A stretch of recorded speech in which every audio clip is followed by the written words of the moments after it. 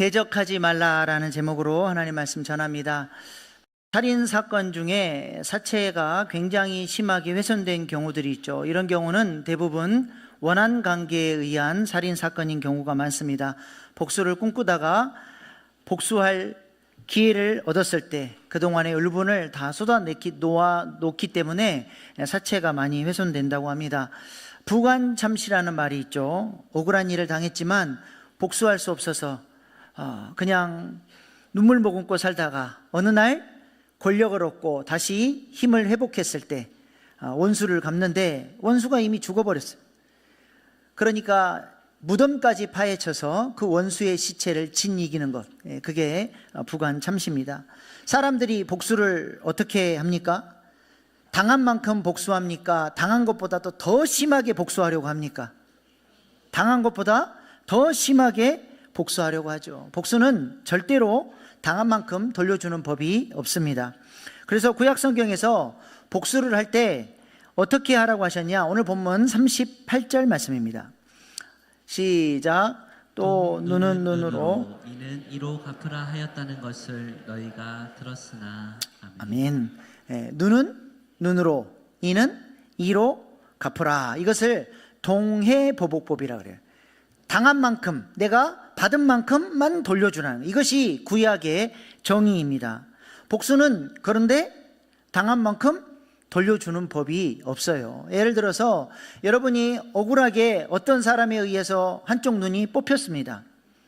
그런데 내게 힘이 생기고 복수를 할 수 있고 법적인 제재를 받을 수 없다. 법적인 제재가 없는 경우에 내가 그 사람에게 복수할 기회가 찾아왔을 때 내가 한쪽 눈을 잃어버렸기 때문에 상대방의 한쪽 눈만 뽑아버릴까요? 어떻게 할까요? 죽여버리는 경우가 많겠죠. 이것이 인간의 본성입니다. 그래서 하나님은 동해보복법을 통해서 선을 넘지 못하도록 당한 만큼만 보복하도록 그렇게 말씀을 하신 것이죠. 그런데 우리 주님께서는 오늘 본문 말씀에서 한 걸음 더 나아가 뭐라고 말씀하십니까? 오늘 본문 39절 상반절 말씀 보십시다. 시작. 나는 너희에게 이르노니 악한 자를 대적하지 말라. 아멘. 악한 자를 대적하지 말라. 무슨 말씀입니까? 많은 사람들이 이 말씀을 이렇게 해석합니다. 어떤 일을 당해도 복수하지 말고 저항하지 말라는 말씀으로 이해를 한다는 것이죠. 그렇다면 예수 믿는 사람들은 억울하게 당해도 하나님께 맡기고 기도만 하면 됩니까? 그냥 굴욕을 당해도 비굴하게 살고 대책 없이 용서만 해주는 것이 그리스도인이 해야 될 일인가요? 창조신학적 관점에서 보면 우리는 이렇게 살면 안 됩니다. 하나님 우리에게 통치의 권세를 주셨고 이 땅을 잘 다스리라고 이 세상을 맡겨주셨습니다. 하나님의 정의가 강물처럼 흐르는 세상으로 만들라고 우리에게 사명을 주신 것이죠. 그러므로 우리는 이스라엘 백성들이 가나안 땅을 정복하고 그곳에 성전을 짓고 하나님이 통치하시는 나라를 세웠던 것처럼 우리는 악에 대항하며 선으로 악을 이기며 이 땅을 하나님 나라로 정복하고 회복해 가야 하는 사명이 있는 것입니다. 그래서 어거스틴은 하나님의 도성이라는 책에서 정의로운 전쟁을 이야기합니다. 정의롭고 공정한 세상을 수호하기 위해서는 정의로운 전쟁이 필요하다는 것이죠. 기독교 역사에서 어거스틴의 영향력이라고 하는 것은 어마어마합니다. 이런 영적이고 영향력 있는 하나님의 사람 어거스틴이 정의로운 전쟁을 이야기하니까 유럽 열강의 지도자들이 이것을 근거로 이슬람이 지배하고 있는 예루살렘을 정복하기 위해서 십자군 전쟁을 일으키게 된 근거가 바로 여기에 있습니다. 그리고 그 결과 어거스틴 이후 약 500년의 세월이 흐르는 동안 유럽에서는 정의로운 전쟁이라는 명목하에 서로를 죽이고 죽이는 그런 일들이 일어나게 된 것입니다. 우리는 어떻게 해야 합니까? 악한 자들에 대해서 억울하게 당해도 그냥 꾹 참고 하나님께 맡기고 대책 없이 용서만 해주면 됩니까? 아니면 정의로운 전쟁을 통해 악한 자들을 싹 쓸어버리고 정의의 이름으로 승리해야 합니까? 무엇이 옳은 일입니까? 우리는 어떻게 해야 합니까? 오늘 본문 말씀에서 우리 예수님은 이것도 저것도 아니라고 말씀하십니다. 오늘 본문 39절 말씀 다시 보십시다. 시작. 나는 너희에게 이르노니 악한 자를 대적하지 말라. 여기서 악한 자를 대적하지 말라는 말씀은 무조건 참으라는 뜻은 아니에요. 여기서 대적이라는 히라보 단어 안티스테미는 그냥 대적하는 것이 아니라 칼을 들고 무기를 들고 폭력적인 방법으로 대응하고 복수하는 그런 군사적 용어입니다. 성경에 대표적인 용례가 있는데요. 에베소서 6장 11절로 13절 말씀입니다.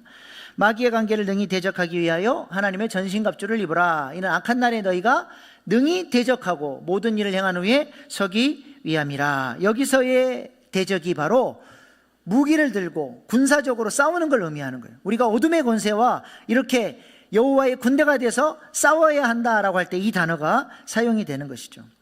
그러므로 우리 주님이 악한 자를 대적하지 말라 말씀하신 것은 단순히 무조건적으로 저항하지 말라는 말씀이 아니라 악한 자들처럼 똑같은 방식으로 그렇게 무기를 들고 폭력적으로 그렇게 대항하고 복수하지 말라는 그런 뜻입니다. 당시 마태가 복음을 전했던 마태 공동체는 이러한 신학적 질문이 있었습니다. 로마 악의 세력이 지금 이스라엘을 지배하고 있고 교회가 핍박을 당합니다. 이때 교회는 로마에 어떻게 저항해야 할 것인가? 그냥 로마의 압제 아래 아무런 저항 없이 그렇게 비굴하게 살아야 하는가? 아니면 정의로운 폭력을 사용하여 로마를 상대로 저항해야 하는가? 이 질문이 있었던 것이죠. 실제로 당시에 정의로운 폭력을 가지고 로마를 상대로 저항해야 한다고 주장했던 사람들이 있으니 그들이 바로 열심당 사람들입니다. 이들 때문에 실제 로마와 전쟁이 일어나게 되죠. AD 66년에 로마 정부는 티투스 장군을 파송해서 열심당 사람들을 싹 쓸어버리고 예루살렘 성전까지 완전히 파괴하게 되죠. 이때 열심당 군대가 로마에 대적하여 끝까지 항거하다가 마지막으로 저항하며 도망간 곳이 바로 마사다 요새입니다. 성지순례 다녀오신 분들은 그 사해 남쪽 유대 광야에 있는 저 마사다 요새를 다녀오신 분들이 있을 거예요. 지금은 관광지가 돼서 그 케이블카를 타고 사람이 걸어 올라가기가 너무 높고 험하니까 케이블카를 타고 이렇게 올라가게 되어 있습니다. 그러니까 굉장히 높은 바위 위에 요새를 지어놓고 2년 동안 로마에 항거를 한 것이죠. 근데 로마도 지독한 사람들이 게 저 높은 데를 토성을 싸가지고 길을 만들어서 저 뒤에 보세요. 길이 있잖아요. 길을 만들어가지고 이제 마사다 요새 성벽까지 거의 진입을 한 거예요. 이제 로마 군대에 의해서 다 죽게 된 것이죠.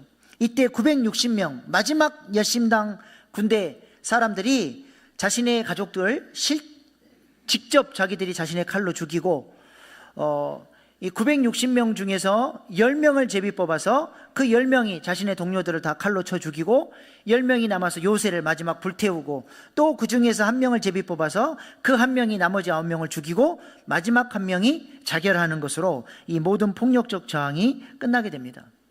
이 사람들이 전부 칼로 로마에 항거해야 한다고 주장했던 열심당 사람들이죠. 예수님 당시 예수님을 따르는 많은 사람들이 예수님에게 무엇을 기대했습니까? 그냥 메시아가 아니라 예수님을 향해서 승리하는 메시아, 왕으로서 로마 정부를 군사의 힘으로 제압하고 이 땅에 하나님이 통치하시는 나라를 세울 수 있는 그런 능력 있는 메시아를 기대한 것이죠. 그래서 로마 정부를 군사적으로 무찌르고 독립을 이루어 주실 분으로 기대했다는 것입니다. 그래서 예수님을 따르는 제자들 중에서는 이러한 열심당원들이 있었습니다. 마태복음 10장 4절 말씀 보십시다. 가나나인 시몬 및 가룟 유다 곧 예수를 판 자라. 시몬과 유다를 가리켜서 마태가 어떻게 소개하고 있습니까?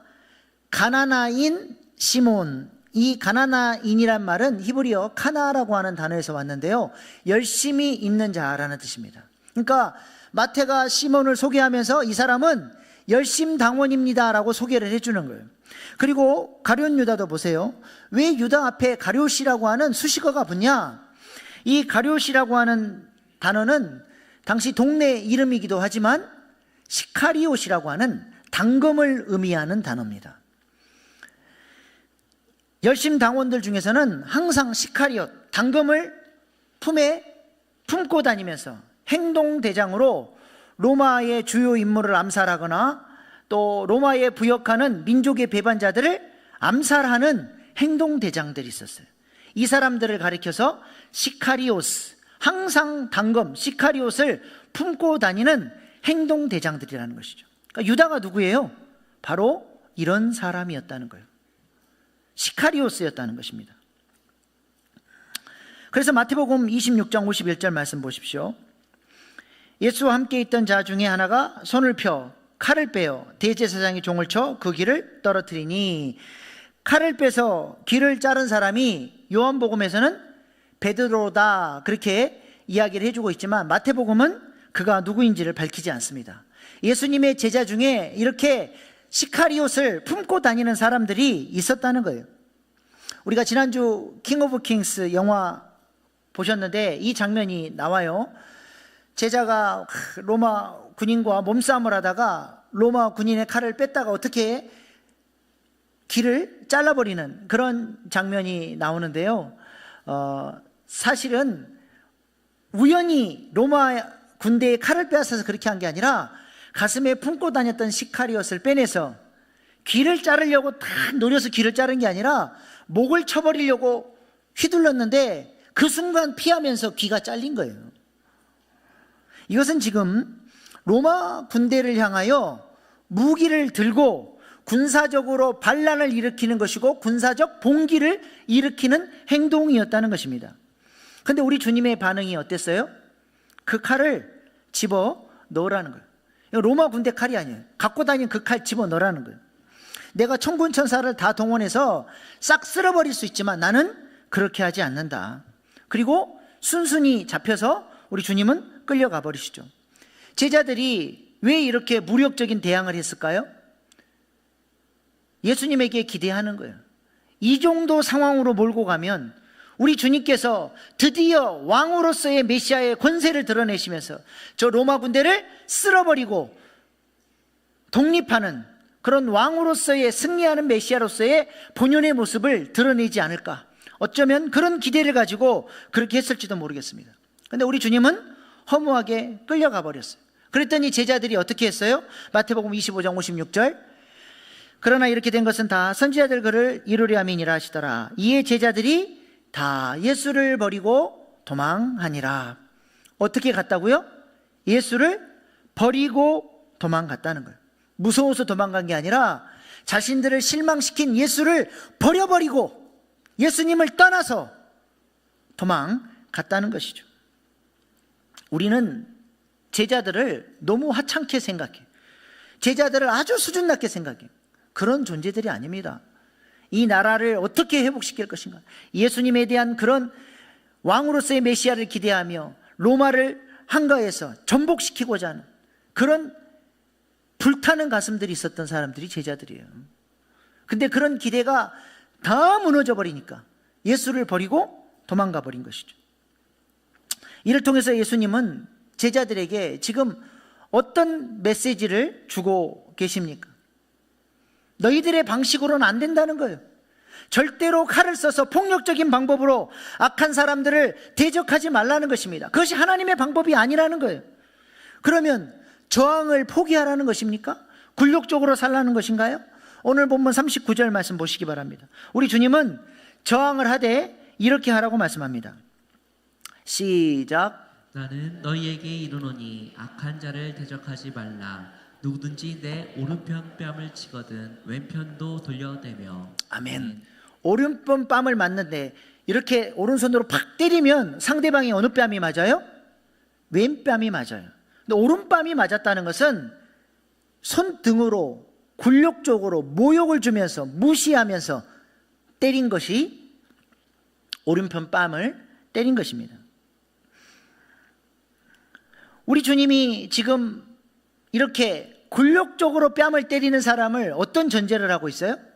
악한 사람이라는 거예요.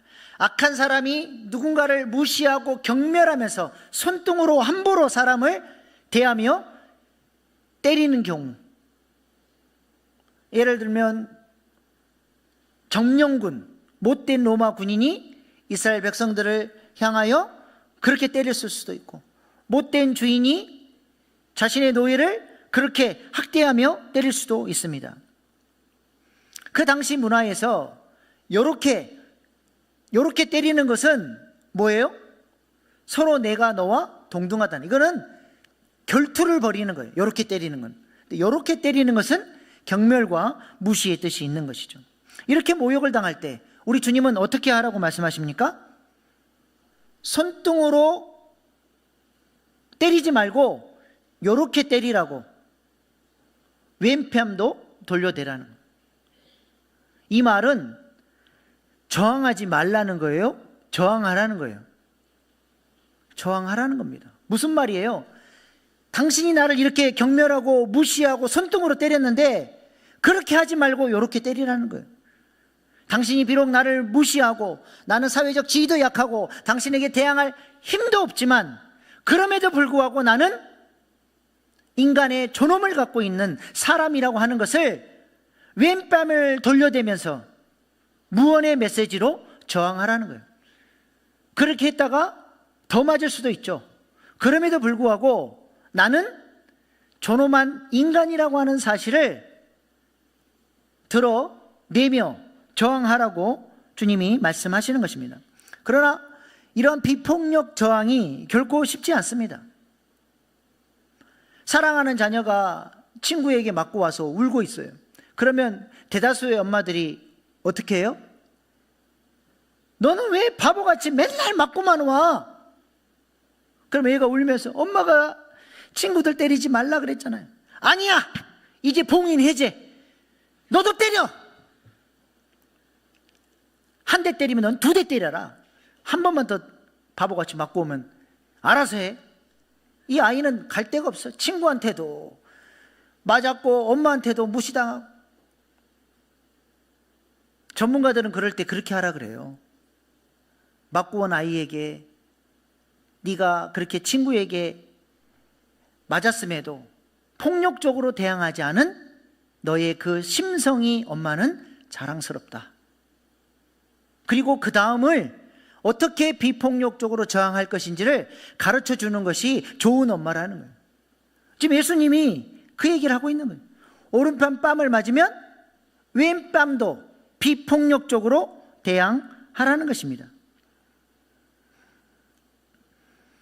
나는 존귀한 인간 존재라고 하는 사실을 드러내라는 거예요. 당신이 아무리 나를 무시해도 나의 존엄과 존재 가치는 짓밟을 수 없다라는 것을 확실하게 보여주라는 것입니다.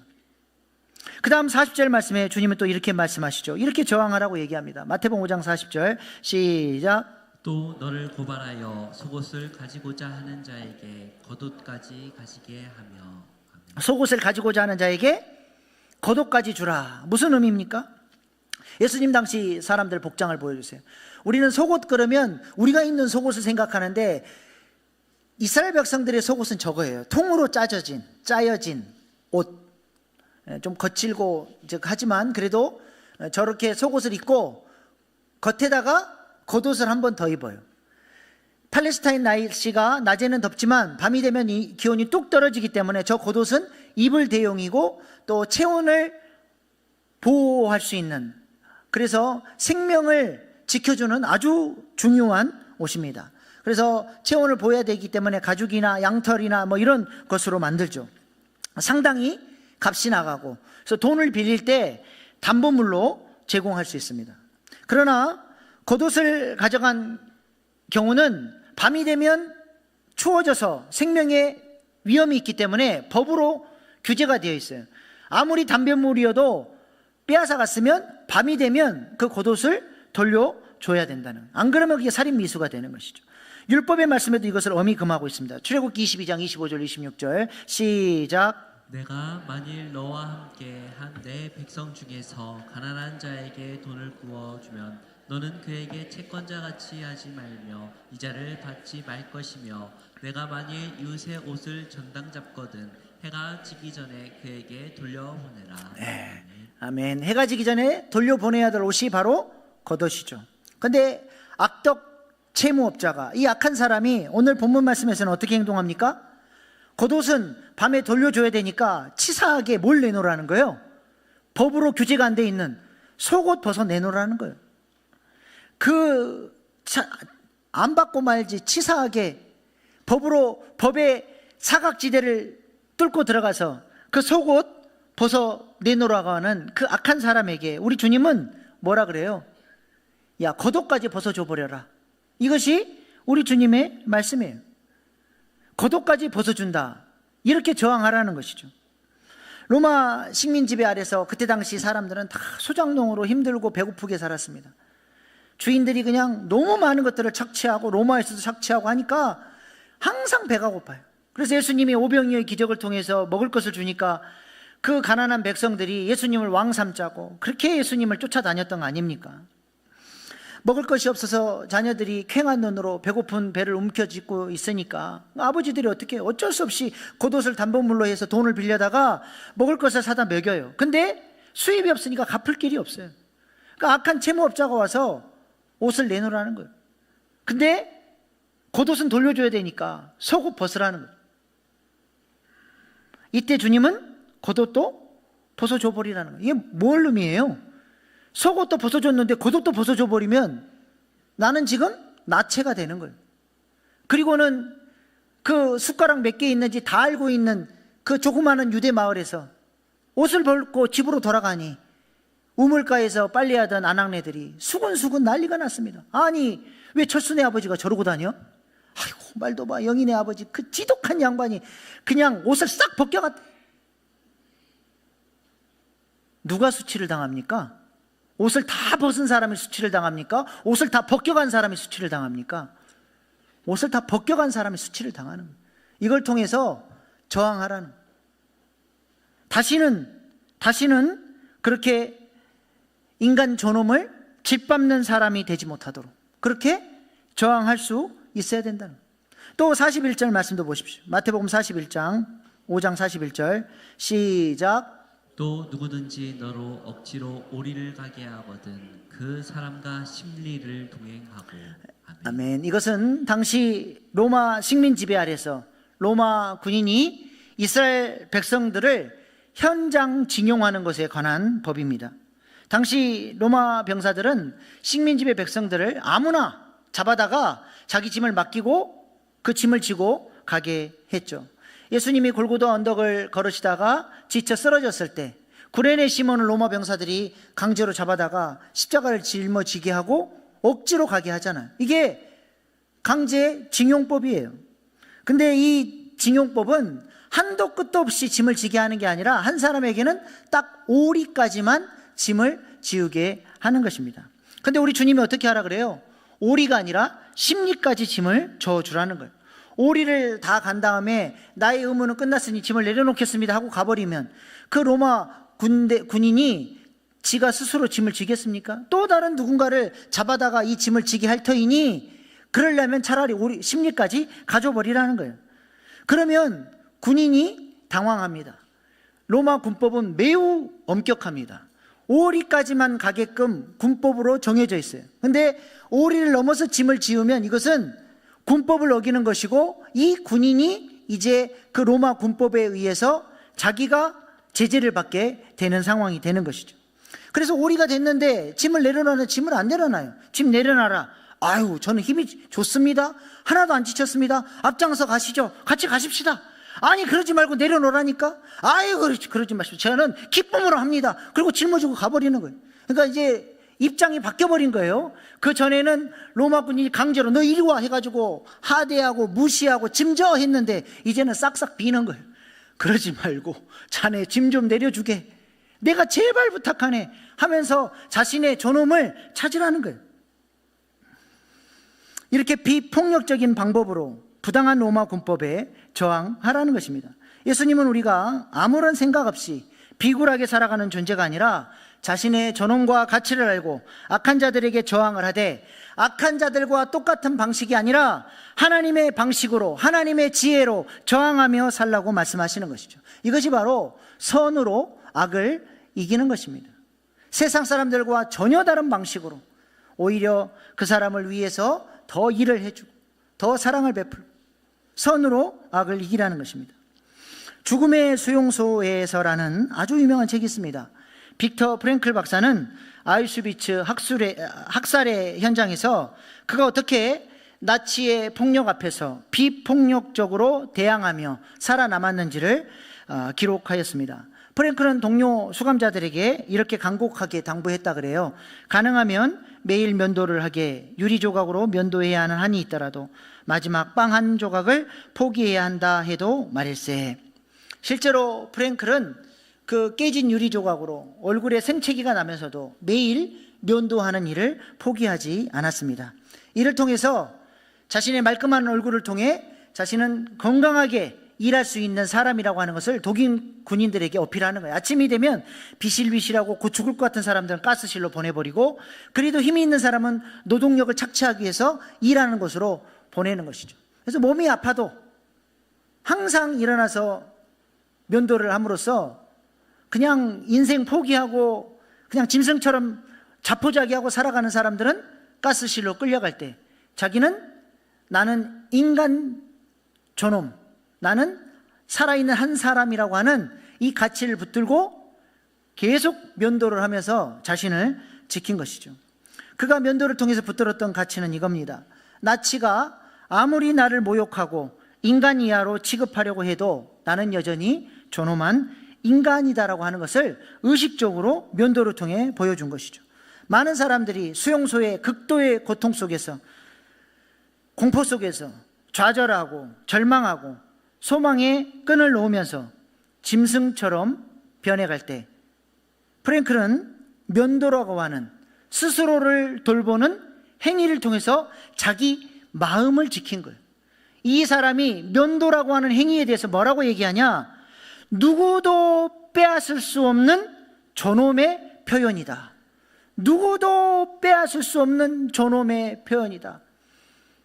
이 존엄의 가치, 내 마음을 내가 지키는 것, 환경이 어떠하든 독일 사람들이 어떻게 나를 무시하든 상관없어요. 내가 내 마음 지키며 그 길을 가는 거예요. 이렇게 스스로 존엄한 존재로 여기는 가치를 붙들었더니 그 끔찍한 폭력 앞에서도 스스로 무너져 버리지 않고 마음을 지키면서 그 고통 가운데, 고난 가운데 살아남을 수 있었다는 것입니다. 여러분은 이 악한 세대 속에서 어떤 가치를 붙들고 살고 계십니까? 복음의 약속이 무엇인지, 복음 안에서 나는 어떤 존재인지, 나는 어떻게 살아야 하는지 분명한 가치와 방향성이 있어야 되는 것입니다. 그게 없으면 그냥 마음이 요동치는 대로, 환경대로, 사람에 의해서 함부로 말하고 부정적인 말 들으면 그대로 또 이야기하고 그것들을 전하면서 그렇게 죽이면서 살아가는 거예요. 옛날 모습, 그 거짓자의 모습대로 자동적으로 살아갈 수밖에 없어요. 마음을 지키고 복음 안에서 내가 누구인지를 알고 마음으로 믿고 입으로 시인하고 그렇게 언약 붙들고 살려고 하는 몸부림이 없으면 우리는 지금까지 살아왔던 모습대로 그렇게 또 살게 되어 있다는 것이죠. 악한 자들이 자꾸 우리의 존엄을 무너뜨리고 우리의 존재 가치를 훼손하고 예수님의 제자로 살아가지 못하도록 방해할 때 여러분은 어떤 가치를 붙들고 저항하고 계십니까? 악한 자들이 무시한다고 똑같이 무시하겠습니까? 악한 자들이 험담한다고 똑같이 험담하시겠습니까? 악한 자들이 폭력을 행사한다고 나도 똑같은 모습으로 폭력을 행사하시겠습니까? 악한 자의 수준으로 나를 끌어내리려고 하는 것, 이것이 사탄 마귀의 전략인 것이죠. 어떠한 환경, 상황, 형편, 처지에도 내가 내 마음을 말씀 안에서 잘 지키면 어떤 상황이든 어떤 사람이 나를 열받게 하고 염장지르고 뚜껑 열리게 해도 나는 내 믿음 지키며 갈 수 있는 거예요. 세상 풍조는 나날이 갈리어도 나는 내 믿음 지키리니. 나는 어떻게 살아야 되는 사람인지 분명한 가치와 삶의 방향성이 있어야 하는 것입니다. 안 그러면 금방 우리의 마음이 휘둘려 버린다는 것이죠. 이런 말이 있죠. 개는 짖어도 기차는 달린다. 어떤 상황 속에서도 내가 마음을 지키고 하나님의 뜻을 붙들고 언약을 붙들고 입으로 시인하고 선포하며 그렇게 마음을 지키며 살아가게 되면 그 환경에 의해서 내 삶의 방향성이 흔들리지 않는다는 것입니다. 누구 때문에 내 마음이 이렇게 됐다? 아니요. 내가 내 마음을 못 지켰기 때문이에요. 내가 마음을 지킬 때 누가 뭐라 그래도 우리는 그 길을 갈 수 있는 거예요. 빅터 프랭클, 나는 누가 뭐라 그래도 존엄한 인간이다. 그같이 하나 붙들었더니 살아남았잖아요. 우리는 그 정도 수준이 아니에요. 우리가 누굽니까? 복음 안에서 하나님의 자녀가 됐고 산상수훈에서 8가지 복을 누리는 영광스러운 존재요, 빛과 소금이요, 왕같은 제사장이요, 하나님 나라의 영광스러운 동역자로 부름받은 우리입니다. 우리가 어떻게 살아야 됩니까? 어떤 가치를 붙들어야 합니까? 환경이 흔들린다고, 누가 나를 힘들게 한다고 금세 마음이 요동치는 인생이 아니라 어떤 상황 속에서도 굳건한 믿음을 가지고 내가 가야 할 그 사명의 길을 가는 사람, 그렇게 저항하며 살아가는 사람, 이 사람이 바로 빛과 소금의 사명을 감당하는 사람인 줄로 믿습니다. 조선이 건립되고 걸림돌이 되었던 정몽주를 회유하기 위해서 이성계 아들 태조 이방원이 정몽수에게 시 한 수를 읊습니다. 하여가입니다. 이런들 어떠하며 저런들 어떠하리, 만수산 드렁치기 얽어진들 그 어떠하리, 우리도 이같이 얽어져 100년까지 누리리라. 고려면 어떻고 조선이면 어떠냐, 이 좋은 세상 그냥 좋게 좋게 이리 붙었다 저리 붙었다 눈치 보면서 100년 해로하며 행복하게 살다 가면 되지, 무슨 지조가 필요하고 무슨 의리가 필요하냐는 거예요. 이에 정몽주가 답시를 읊습니다. 단심가입니다. 이 몸이 죽고 100번 고쳐주고 100골이 진토되어 넋이라도 있고 없고 님 향한 일편단심이야 가실 줄이 있으랴. 우리는 어떤 가치를 붙들고 살아갑니까? 세상과 적당히 타협하며 이런들 어떠하리 저런들 어떠하리 혹여 하여가를 부르는 삶을 살고 있지는 않습니까? 복음 안에서 내가 누구인지 분명히 알아야 돼요. 그래서 성경 공부를 해야 됩니다. 말씀을 통해서 내가 어떻게 살아야 되는지 방향성이 정확히 정해져 있어야 환경이 흔들리고 어둠이 찾아오고 마음이 흔들리는 그 고난의 세월 속에서 그럼에도 불구하고 말씀의 원칙과 스피릿을 붙잡을 수 있는 거예요. 이 원칙들이 없으니까 마음 상하면 함부로 행동해버려요. 마음 상하면 함부로 말합니다. 교회고 뭐고 상관없어요. 나 하고 싶은 대로 막 해버려요. 말씀의 원칙을 배워야 돼요. 그리고 나는 무슨 일이 있어도 이 말씀의 원칙과 스피릿을 따라 살겠습니다. 영적인 단심가를 부르며 하나님의 자녀답게 살겠습니다. 주님이 말씀하시는 그 기쁜 길로 가겠습니다. 그렇게 마음을 지키며 하루하루 제자 훈련, 날마다 나는 죽고 예수로 사는 삶을 훈련하는 사람들이 바로 이러한 삶을 살아내는 능력 있는 사람 되리라 믿습니다. 기도하겠습니다. 예수님은 비굴하게도 말고 폭력을 행사하지도 말고 존귀한 하나님의 자녀답게 살라고 말씀하십니다. 어떠한 환경, 상황, 형편, 처지에도 하나님의 자녀의 존귀함을 잃지 않고 우리의 마음을 지키며 살아갈 수 있게 달라고 기도하십시다. 선으로 악을 이기게 하시고 세상 방식이 아니라 일편단심, 하나님 기뻐하시는 선택을 하며 빛과 소금의 역할을 잘 감당하는 복된 인생 되게 해달라고 이 시간 주신 말씀 붙들고 주여 3번 부르고 결단의 기도로 나가시겠습니다. 주여 주여 주여.